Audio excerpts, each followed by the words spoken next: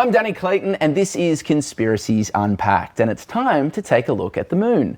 Now, there are loads of different conspiracies based around Earth's only natural satellite, that the moon isn't real, or that maybe there's a Nazi war base built on the moon. But one of the most popular, in fact, 6% of Americans believe, is that humans never landed on the moon and that the Apollo 11 mission was faked. Some people think that Stanley Kubrick filmed it in Hollywood and that Area 51 could also be a giant secret film studio. Now, to break this down for us, we have futurist Dr. Richard Hames. Dr. Richard, why do so many people suspect the moon landing was faked?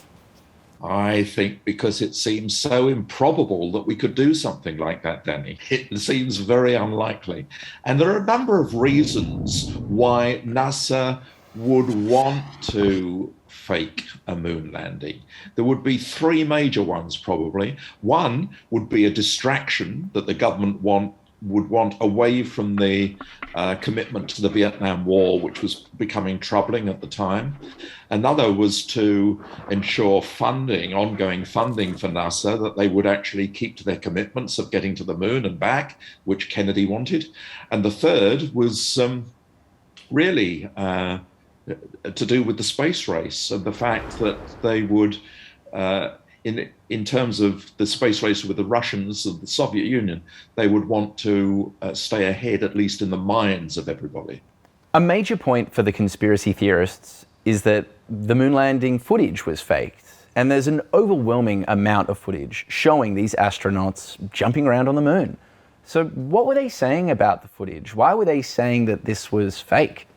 Well, they're claiming that footage was slowed down and that it doesn't appear to be the kind of thing that you could capture on the moon in those conditions. Professional filmmakers refute that, rebuke it absolutely, and say that it would be easier to go to the moon and do what was done than to fake it, with the technology they had at the time particularly.